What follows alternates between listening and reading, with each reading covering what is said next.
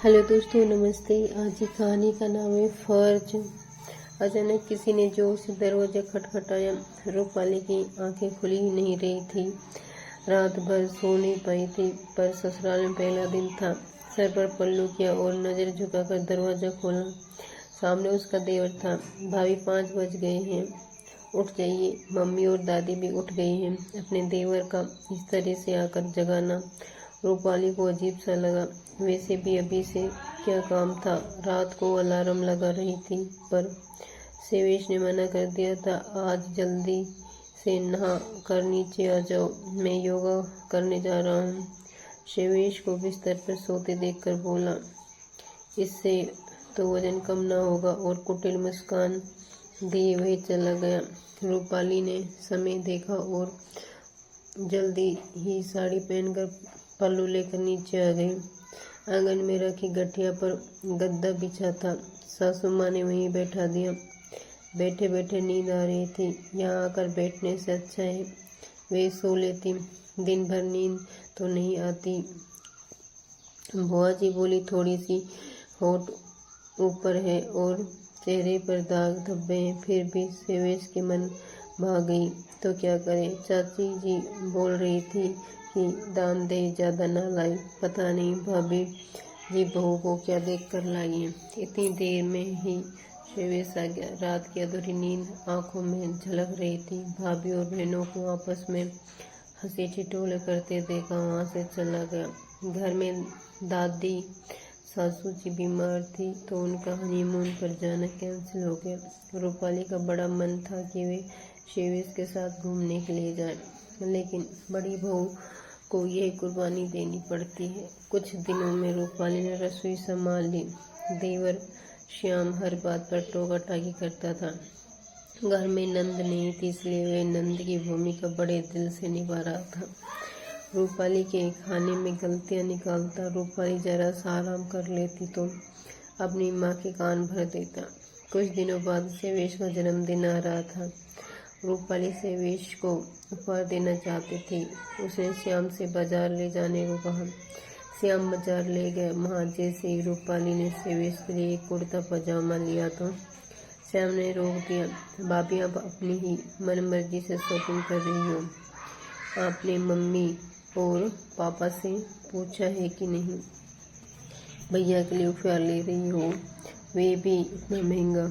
अब आपको हर काम मम्मी और पापा से पूछकर करना चाहिए। रूपाली हैरान रह गई, क्योंकि श्याम को पता था कि वे उपहार लेने आई है। घर जाकर बड़ा तमाशा खड़ा हो गया। आंसुओं से कड़वे घूंट पीकर रूपाली रसोई के काम में लग गई। सेवेश को उसने रात को ही उपहार दे दिया। सेवेश से श्याम 4 साल छोटा था, पर बड़ा ही चालाक किस्म का था। भाभी की हर गतिविधियों पर नजर रखता था। रूपाली के ताऊजी इस शहर में रहते थे। एक दिन उन्होंने रूपाली और सेवेश को दोपहर खाने पर बुलाया।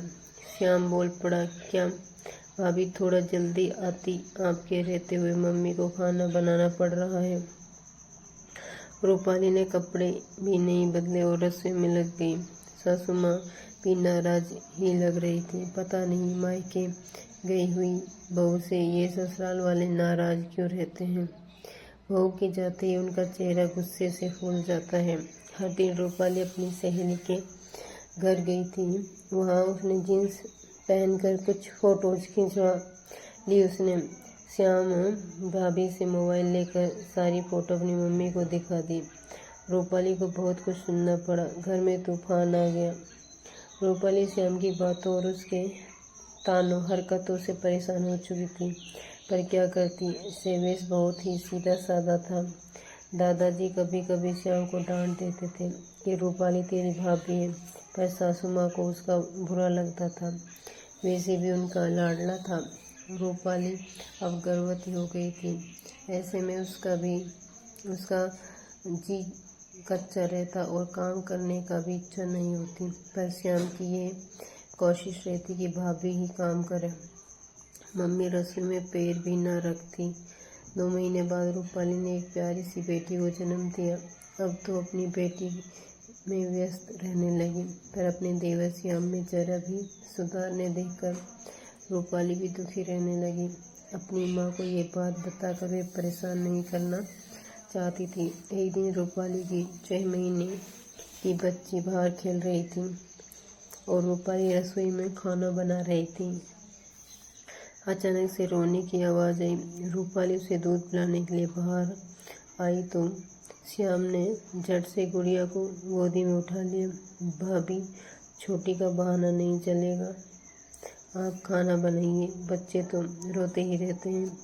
आप तो गुड़िया को लेकर आराम फरमाएगा और मम्मी को खाना बनाना पड़ेगा। रूपाली कुछ बोल ना पाई, उसकी बेटी रोती रही। श्याम ने गोद में उठा लिया, दूध पिलाने के लिए अपनी भाभी को नहीं दिया। रूपाली ने जल्दी से रसोई का काम निपटाकर दूध के लिए तड़पती अपनी बच्ची को सीने से लगा लिया। उसने सेवे से भी शिकायत की, पर सेवे सीधे थे और श्याम हर मामले में सबसे भी तेज पड़ता था। दुकान का काम में दिन भर सेवे ही संभालता था। उसे तो घर के कामों को दखल देने की फुर्सत नहीं मिलती थी। अब श्याम के लिए भी लड़की देखी जाने लगी। प्रज्ञा शादी करके घर आ गई। प्रज्ञा जैसी सुंदर पत्नी पाकर बहुत खुश था। पूरी शादी में छोटी किसी की गोदी में नहीं आई। रूपाली ने शादी का काम निपटाया और बच्ची को भी संभाला। शादी के दूसरे दिन 7 बज गए, पर प्रज्ञा कमरे से बाहर नहीं आई तो रूपाली ने जोर से दरवाज़ा खटखटाया तो श्याम बाहर निकल कर आया। भाभी, ये क्या तरीका है? प्रज्ञा सो रही है, उसे शादी थकान आ गई है, अभी उसकी नींद खराब मत करो। पहले 2 कप चाय भिजवा दो तो उठ जाएगी, वैसे भी क्या जल्दी है? कुछ काम तो है नहीं, प्रज्ञा को थोड़ी देर और सोने दो। श्याम की बात सुनकर रूपाली अवाक रह गई। घर की बहू को 5 बजे उठती है, पर प्रज्ञा अभी तक सो रही है। सासू माँ भी बोली, नई नवेली है, सोने दो। रूपाली चुप हो गई। प्रज्ञा के मायके से तो बहुत देर आया। सभी रिश्तेदार तारीफ कर रहे थे, साड़ियाँ भी सबको अच्छी थी। रूपाली सब बातें सुनकर खामोश थी। दादा ससुर जी बिस्तर पर थे, उसकी हालत बहुत खराब चल रही थी। प्रज्ञा और श्याम रुकना नहीं चाहते थे। मम्मी, सारी बुकिंग हो चुकी है, पैसे बर्बाद हो जाएंगे, हम दोनों हनीमून पर जाते हैं, कुछ होगा तो आप सब बड़े तो हैं घर पर। श्याम ये कहकर निकल गया। 4 दिन बाद ही दादाजी की मौत हो गई, पर वे दोनों अपना पूरा हनीमून मना कर ही आए। आते ही किसी ने उन्हें कुछ नहीं कहा। श्याम ने अपने मोबाइल पर मम्मी को प्रज्ञा की जीन्स में फ़ोटो दिखाई, जिसे देखकर सासू माँ बहुत खुश हुई। उन्होंने बहू की जीन्स पहनने पर ज़रा भी अब तमाशा नहीं किया। रसोई कामों को कम करती थी। वे इससे बचने के लिए तरीके ढूंढती, कभी अपने मायके तो कभी रिश्तेदारी के यहाँ चली जाती, तो कभी बाहर श्याम के साथ घूमने निकल जाती। रूपाली ने अपनी सास से कहा तो वे भी प्रज्ञा का पक्ष लेकर बोली, तू है न, रसोई संभाल लेती है, इसके घूमने फिरने के दिन है, उसे ज़िंदगी जीने दो। मम्मी की प्रज्ञा की भी जिम्मेदारी इस पर उसकी सासू माँ ने कहा, तुम्हें उससे जलती हो, पास पड़ोसियों में रूपाली की बुराई करते हो। एक दिन प्रज्ञा बाजार से लौटी, उसने एक से एक खूबसूरत भाभी ड्रेस दिखाई। कल श्याम को जन्मदिन है, उन्हें उपहार दूंगी। रूपाली ने कहा, प्रज्ञा, तुमने मम्मी जी से आज्ञा ली, इतनी महंगी ड्रेस ली है, तू अभी सासू माँ का अंदर आ जाती है। प्रज्ञा समझदार है, उससे शॉपिंग करने के लिए आज्ञा की क्या जरूरत है। रूपाली के पैरों तले जमीन खिसक गई। वे अपने देवर श्याम और सासू माँ का पक्षपात रोज देख रही थी। अब पानी सर तक आ गया। एक दिन श्याम को कहता है, भाभी, हम दोनों शाम तो घूमने जा रहे हैं, मम्मी से पूछ लिया है, आप खाना बना कर रख देना, हम भी आकर घर का खाना ही खाएं। रूपाली का गुस्सा फूट पड़ा। देवर जी, आपकी पत्नी भी इस घर की बहू है, इसकी भी कुछ जिम्मेदारियां हैं। अब आपकी पत्नी को सोने की, घूमने की, शॉपिंग करने की, कुछ भी पहनने की आज़ादी है, वे भी कर सकती है। जिन चीज़ों के लिए आप मुझे टोका करते थे, बड़ा ज्ञान देते थे। बहू का फर्ज होता है ना, जिम्मेदारियाँ होती हैं, तो वही ज्ञान अपनी पत्नी को क्यों नहीं देते हो। उसे भी बहू बनकर इस घर के प्रति सभी फर्ज निभाने चाहिए। ये घर अकेले मेरी जिम्मेदारी तो नहीं है। मेरी बिटिया रो रही है और उसे मेरी ज़रूरत है। मम्मी जी, आप और आपकी लाडली बहू ये रसोई संभाल लें, मैं अकेली या रसोई नहीं संभालूंगी। 3 साल से ये सब कुछ सह रही है, कभी जुबान नहीं। कोई प्रज्ञा भी इस घर की बहू है और इस तरह का आराम है, तो फिर मुझे क्यों नहीं। देवर जी, भाभी को रोकना टोकना अच्छा लगता था, अब जुबान क्यों नहीं खुलती है।